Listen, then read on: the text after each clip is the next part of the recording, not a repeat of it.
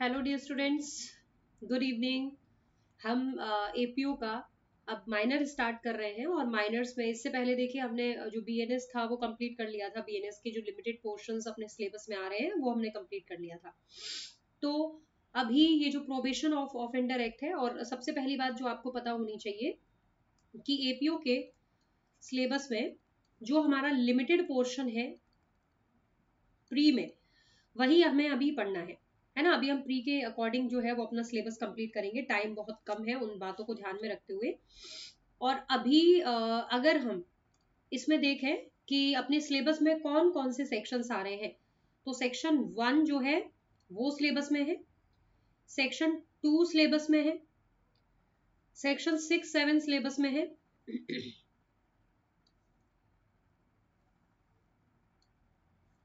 Section 6-7 syllabus में है, और सेक्शन 9 एंड 10 सिलेबस में है।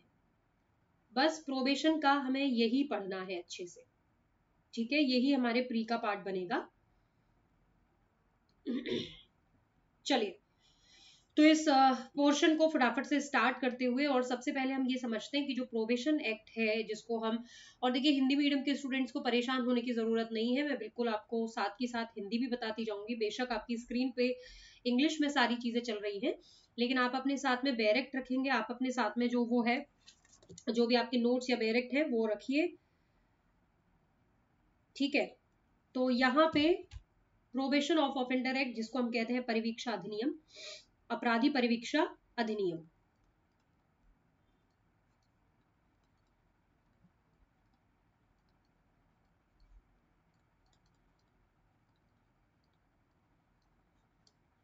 अभी अपराधी जो होता है, यानी कोई ऐसा व्यक्ति जिसने अपराध किया है, ऑफेंस किया है, ठीक है। ऑफेंस किया है और जब उसका ट्रायल चल रहा होता है, तो ट्रायल चलते रहने के दौरान ट्रायल के दौरान अब इसको क्या दिया जाता है, प्रोबेशन दिया जाता है। जब फाइनली इसको कन्विक्ट कर दिया जाता है, दोष सिद्ध कर दिया, कोर्ट ने पाया कि ये व्यक्ति जो है इसने अपराध किया है।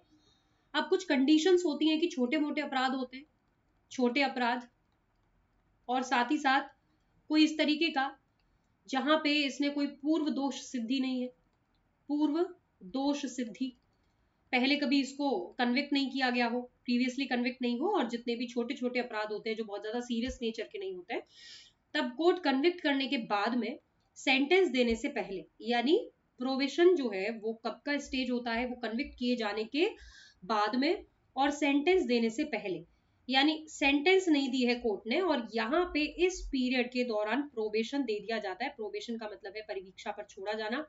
परिवीक्षा का मतलब है कि या तो चेतावनी देके, एडमोनिशन पे, एडमोनिशन यानी चेतावनी, इसको हम हिंदी में हमारे अगर लॉ की टर्म्स में बोले तो भर्त्सना इसका वो है, ठीक है।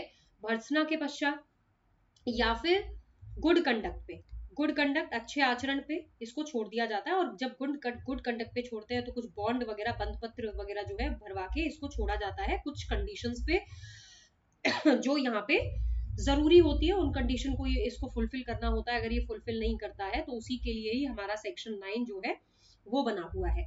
चलिए अब फटाफट से पढ़ते हैं इसको। और क्योंकि देखिए जो अपना सिलेबस है वो ये आता है सिलेबस में, ये सारी चीजें अपनी इस तरीके की है, लिमिटेड पोर्शन है, तो हम उसे बहुत जल्दी भी कर सकते हैं। और दूसरी बात ये है कि क्योंकि समय ज्यादा नहीं है ना, तो थोड़ी सी स्पीड तेज रहेगी, लेकिन आपको कहीं भी समझने में प्रॉब्लम नहीं आएगी। बेसिक बातें समझते हैं। प्रोबेशन ऑफ ऑफेंडर एक्ट 1958 का है, एक्ट नंबर 20 है। अभी 20 कैसे याद रहेगा, टोटल सेक्शंस यहाँ पे 19 है, टोटल सेक्शंस है 19, एक्ट नंबर है 20, 1958 का है। असेंट कब मिली है, 16 मई को मिली है। तो याद रखेंगे 16 साल में, 16 साल में, मई से मतलब मई, 16 साल में, और ये 16 हो गई, 1958 हो गया। अब इसकी बात करें, ये राजस्थान में लागू कब हुआ है, राजस्थान में कब आया है, तो 1 जनवरी 1962 को आया है, 1 जनवरी 1962, पहली बात। अब ये बेसिक बातें हमने देख ली, ठीक है। टोटल सेक्शंस हो गए। इस अधिनियम का उद्देश्य क्या है, तो याद रखिएगा, provide for release of offender on probation और आफ्टर ड्यू एडमोनिशन, ठीक है। तो प्रोविशन पे छोड़ा जाना, आफ्टर ड्यू एडमोनिशन, ये दो आते हैं, जिसमें हमारा सेक्शन 4 जो है गुड कंडक्ट पे छोड़ता है, आफ्टर ड्यू एडमोनिशन सेक्शन 3 बात करता है। तो ये हो गया हमारा ऑब्जेक्टिव। सेक्शन 1 पे आ जाइए। इस अधिनियम का नाम है प्रोबेशन ऑफ ऑफेंडर एक्ट 1958, यानी अपराधी परिवीक्षा अधिनियम 1958। पूरे भारत पे लागू होता है। 1 क्या लिखा हुआ है कि Jammu and Kashmir reorganisation act 2019, और इसकी डेट है 31 अक्टूबर 2019 को ये लागू हुआ। तब पहले हमारा एक्सक्लूड किया जाता था, इसको निकाला जाता था, अब हम इसे इंक्लूड करेंगे, इसमें सम्मिलित करेंगे, यानी पूरे भारत पर यह अधिनियम लागू होता है। कब आया है राजस्थान में? तो राजस्थान याद रखिएगा, राजस्थान एपीओ का एग्जाम है 1 जनवरी 1962 को। डेफिनेशंस, डेफिनेशन में कोड लिखा हुआ है। अब ध्यान रखिएगा, आपके सिलेबस में अभी दोनों ही एक्ट आ रहे हैं, पुराने वाले भी आ रहे हैं, नए भी आ रहे हैं, तो अभी यहाँ पे कोड लिखा हुआ है, तो सीआरपीसी मतलब ध्यान में रखेंगे। और इसके साथ साथ ही जो अपना जो सीआरपीसी है, सीआरपी के साथ साथ ही आप क्या ध्यान रखेंगे यहाँ पे, बीएनएसएस संहिता भी याद रखेंगे। कनेक्ट प्रोबेशन ऑफिसर, बी में दिया हुआ है प्रोबेशन ऑफिसर, तो बी और ये जैसे उल्टा कर दिया पी, इस तरीके से यहाँ पे आपको ये पॉइंट भी याद रखना है। प्रोबेशन ऑफिसर एक ऐसा ऑफिसर जिसको प्रोबेशन ऑफिसर के रूप में अपॉइंट किया जाता है या रिकॉग्नाइज किया जाता है अंडर सेक्शन 13। तो 13 याद रखेंगे, सेक्शन 13 में इसको अपॉइंट किया जाता है। प्रेस्क्राइब में ऐसा कुछ नहीं है जो रूल से देखा जाए, प्रेस्क्राइब विहित।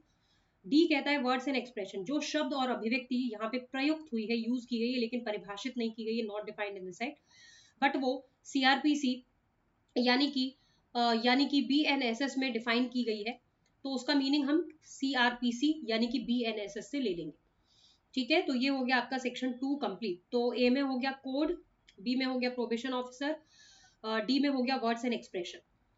अब हमारे सिलेबस में नेक्स्ट जो है वो आता है सेक्शन 6। सेक्शन 6 रेस्ट्रिक्शंस लगाता है इम्प्रिजनमेंट के ऊपर, imprisonment of offenders under 21 years of age. देखिए यहाँ पे अब ये कैटेगरी बना दी है। नॉर्मली प्रोबेशन में हम हर एक व्यक्ति की बात करते हैं, कोई भी व्यक्ति जिसने अपराध किया है उसको हम प्रोबेशन के लाभ देने की बात करते हैं, लेकिन सेक्शन 6 में हम particularly under 21 years of age की बात कर रहे हैं कि कोई भी व्यक्ति है जिसने अभी 21 वर्ष की आयु प्राप्त नहीं की है, यानी उससे अंडर में आ रहा है, उससे कम आयु का है, और अगर उसने कोई अपराध किया है, अपराध भी कैसा है, पनिशेबल विद इम्प्रिजनमेंट, यानी कारावास से दंडनीय कोई अपराध किया है एक ऐसे व्यक्ति के द्वारा जो 21 वर्ष का है, अंडर 21 है। और ये ध्यान रखिएगा यहाँ पे कौन सा अपराध नहीं होना चाहिए, एलआई नहीं होना चाहिए, यानी आजीवन कारावास नहीं होना चाहिए, यानी इस व्यक्ति के द्वारा आजीवन कारावास से दंडित कोई अपराध नहीं किया जाना चाहिए।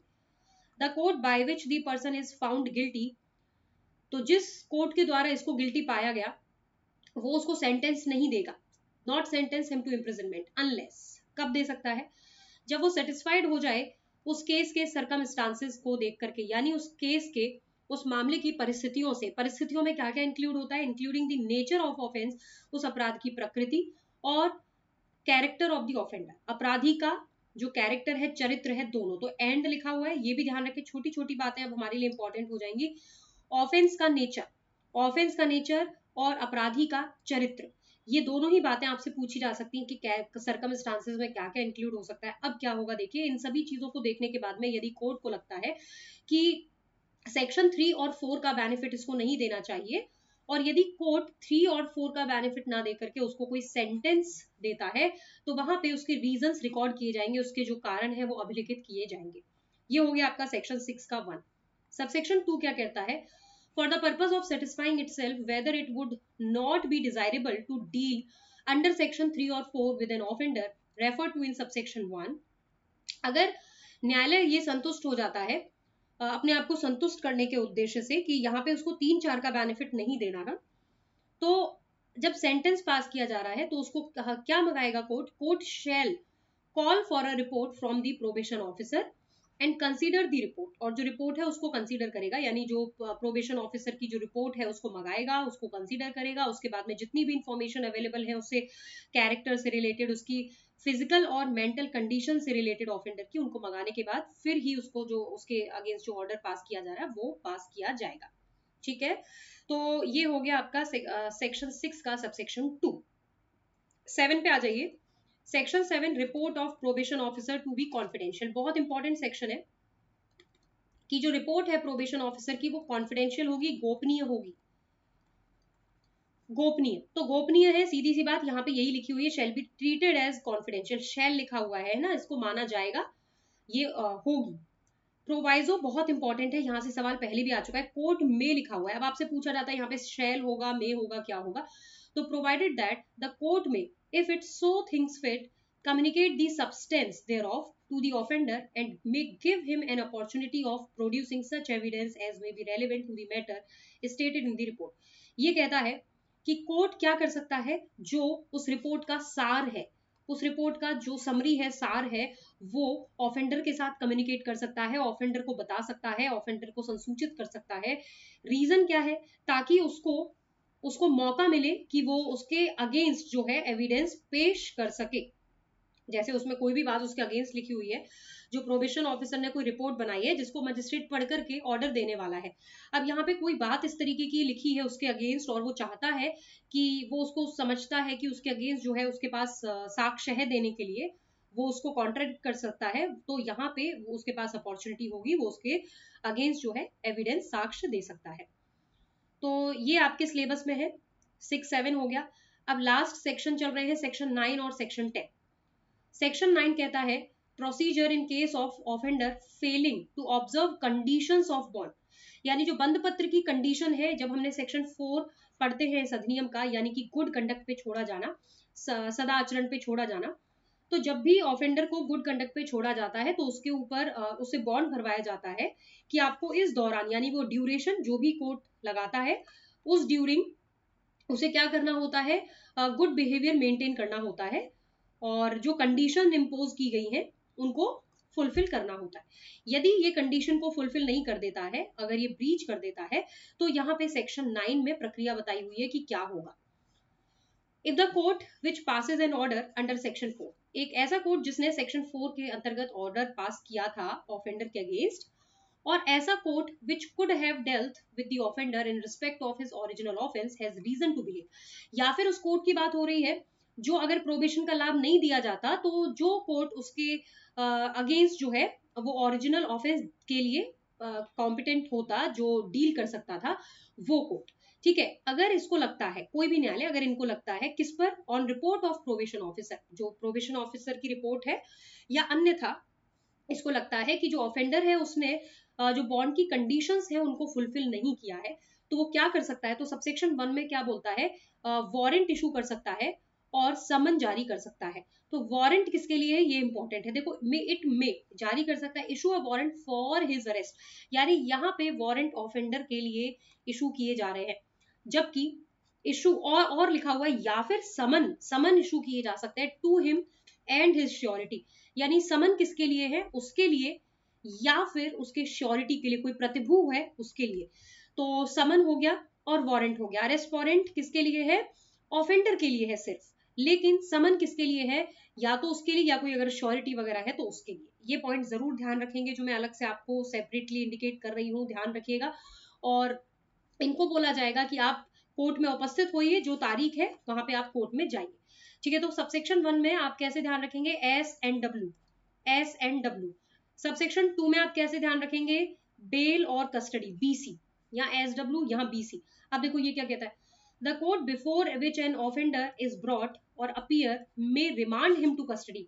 अब ये जो व्यक्ति आता है जिसने ब्रीच किया है कंडीशंस का, या तो इसको कस्टडी में डाल दिया जाएगा, या तो इसको अभिरक्षा में डाल दिया जाएगा, प्रेषित कर दिया जाएगा, जब तक कि पूरी ट्रायल जो है वो कंक्लूड नहीं होती, केस का फाइनलाइज नहीं हो जाता है। कोर्ट अब यहाँ पे देख रहा है, जब तक ये फाइनलाइज नहीं हो जाती है सारी चीजें, तब तक कि उसको कस्टडी में डाल देंगे, और इट में, या फिर उसको बेल पे छोड़ देंगे विद और विदाउट श्योरिटी, कि to appear on the date, जब भी फिक्स की जाएगी हियरिंग के लिए कि आप वहां पे तब आ जाइएगा। तो बी और सी हो गया। अब आइए सबसेक्शन 3 पे। सबसेक्शन 3 कहता है if the court after hearing the case, मामले को सुनने के बाद में कोर्ट सेटिस्फाई होता है कि जो ऑफेंडर है रियल में उसने जो कंडीशंस है उनको फुलफिल नहीं किया है, उसका ब्रीच किया है, तो तुरंत उसको ओरिजिनल ऑफेंस के लिए सजा दे देंगे। मतलब भाई आपको अच्छे के लिए छोड़ा था, आपको बॉन्ड इसलिए भरवा के छोड़ा था कि आप इस दौरान जो है वो अच्छा व्यवहार बना के रखेंगे, कुछ इस तरीके की चीजें आप नहीं करेंगे, लेकिन अगर आप नहीं मानते हैं तो आपको ओरिजिनल ऑफेंस के लिए सजा सुना दी जाएगी। अगर फिर भी, या फिर कोर्ट को लगता है कि भाई ठीक है ब्रीच इस तरीके का नहीं है, छोटा मोटा है और पहली बार किया गया है, तो फिर क्या किया जाएगा, then without prejudice to the continuance in force of the bond impose upon him a penalty not exceeding 50 rupees. तो यहाँ पे या अगर जैसे फर्स्ट टाइम अगर ये फेलियर है तो 50 रुपए से ज्यादा का जुर्माना उसके ऊपर नहीं लगाएंगे, 50 रुपए तक का जुर्माना उसके ऊपर लगा दिया जाएगा। और ये क्या बात बोली गई है, without prejudice to the continuance in force of the bond, यानी कि जो बॉन्ड का जो टाइम पीरियड है, जो चल रहा है बॉन्ड है ना, प्रवृत्त है जो, उस पर कोई प्रतिकूल प्रभाव नहीं डलेगा। यानी जैसे बॉन्ड कितने टाइम के लिए भरवाया गया था, 1.5 साल के लिए उससे बॉन्ड भरवाया गया था कि आपको 1.5 साल तक जो है ये गुड बिहेवियर बना के रखना है। अब ये 1.5 साल का जो बॉन्ड था और इसने मान लीजिए 1 साल बाद इसने कंडीशन फुलफिल नहीं करी है, अभी जो आधा जो टाइम है वो बचा हुआ है ना, 6 मंथ्स अभी बचे हुए हैं, तो ये जो 6 महीने अभी बचे हुए हैं ये चलते रहेंगे। मतलब जो बॉन्ड का टाइम पीरियड है उस पर कोई भी प्रतिकूल प्रभाव नहीं डलेगा, इस पे पेनल्टी इंपोज कर दी जाएगी और बॉन्ड चलता रहेगा। ये है बी पॉइंट। सबसेक्शन 4 कहता है यदि पेनल्टी इंपोज की गई थी क्लॉज बी सबसेक्शन 3 में, यानी ये 50 रुपए वाली, अगर ये नहीं पे की जाती है with in the fix time, तो कोर्ट क्या कर सकता है, उसको सेंटेंस कर सकता है ओरिजिनल ऑफेंस के लिए, जो उसका जो मूल अपराध है उसके लिए उसको सजा दी जा सकती है, उसको सेंटेंस किया जा सकता है। तो इस तरीके से आपको ये जो पॉइंट है सबसेक्शन वाइज याद रखना है। फर्स्ट में हमने क्या पढ़ा, SW, सेकंड में हमने BC याद रखा, बेल और कस्टडी, थर्ड में हमने याद रखा कि यहाँ पे उसने रियल में ही ये जो ब्रीच वगैरह किया है तो ओरिजिनल ऑफेंस, और दूसरा कहता है या फिर उसको 50 रुपए की पेनल्टी। 4 कहता है 50 रुपए की पेनल्टी नहीं दी तो फिर आप जाओ जेल, ठीक है, ओरिजिनल ऑफेंस के लिए सजा। इस तरीके से सेक्शन 9 हो गया है कंप्लीट। अब आ जाइए सेक्शन 10 पे। सेक्शन 10 जो है, सेक्शन 10 बात करता है प्रोविजंस एज टू श्योरिटीज की, प्रोविजंस एज टू श्योरिटीज, यानी जो प्रतिभू है जिनके बारे में हम सीआरपीसी में भी पढ़ते हैं, BNSS में, यानी कि तो बॉन्ड से रिलेटेड जो चैप्टर है उस पर एज इट इज ये लागू होगा। मतलब जो श्योरिटी वाले जितने भी प्रावधान वहां पे दिए हुए हैं उन पर एज इट इज ये लागू होगा।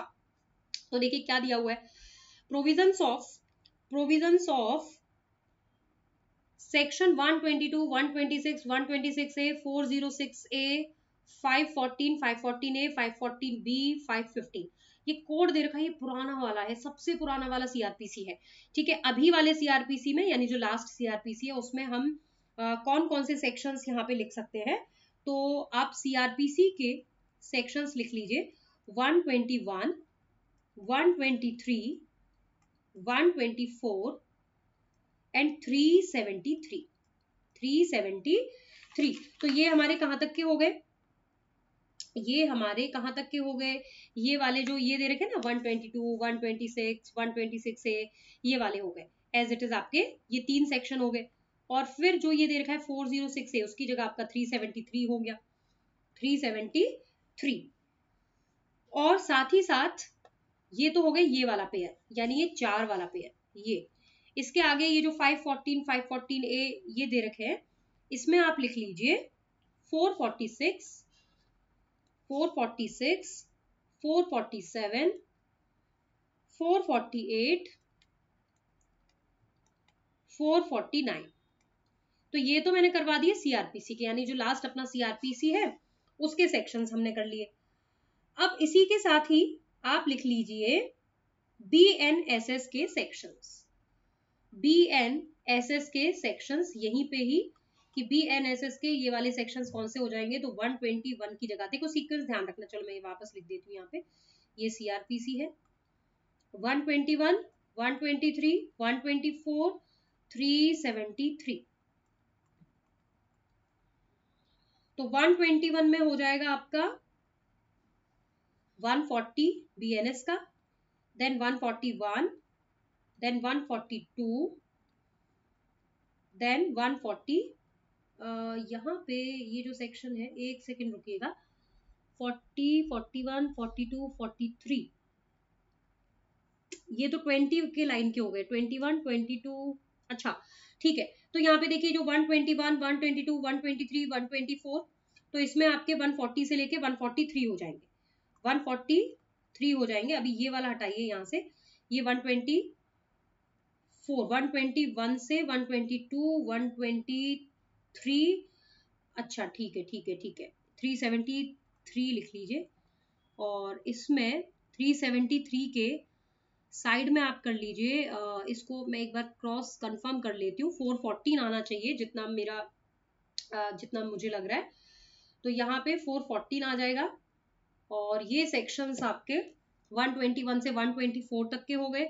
तो इसमें हमारे BNSS के हो गए। अभी मैं फटाफट से आपको एक बार क्रॉस चेक करके बताती हूँ, है ना, कोई भी चीज हम गलत ना लिखें, उसके लिए थोड़ी सी हमें सावधानी बरतनी पड़ेगी। 446, 447, 448, 449, तो इसमें आप लिख लीजिए BNSS के 491 टू 494, 491 टू 494, ठीक है। और अभी मैं फटाफट से आपको ये कंफर्म करके बताती हूँ 121, अभी लिखिएगा।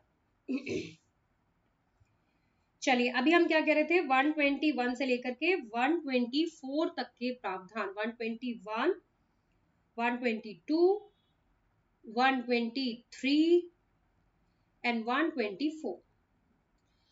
तो इसमें आपका 140, 141, 142, 143 हो गया। चलिए एक बार मिटा ही देते हैं, फालतू गलत लिखने से बेटर।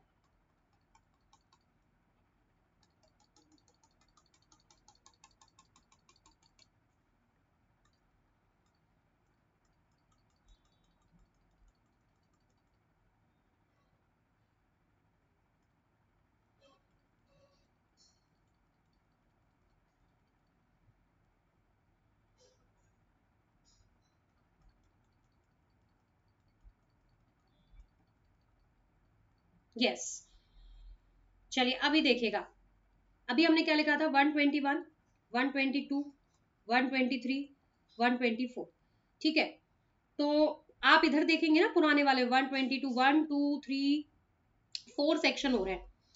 तो ये 122, 126, 126A और 406A लिखा हुआ है ना। तो यहाँ पे आप लिख लीजिए 121 से लेकर के 124 ऑफ CRPC। तो इसके इक्विवेलेंट क्या हो जाएगा BNSS का? इसके इक्विवेलेंट लिखिए यहाँ पे 140, 141, 142 एंड 143, ये हो गया, ये हो गया। चलिए अब ये जो 406A लिखा हुआ है ना, मतलब अभी तो पुराना वाला है, तो ये तो आपको ध्यान रखना ही नहीं है, आप तो बस ये CRPC का लिखिए। CRPC का सेक्शन लिखिए यहाँ पे, CRPC सेक्शन 373, और 373 के साथ, 373 के साथ वही आना चाहिए जो मैंने लिखा था। एक बार फिर भी हम देख लेते हैं, 373, 414, यस बिल्कुल सही है, 414।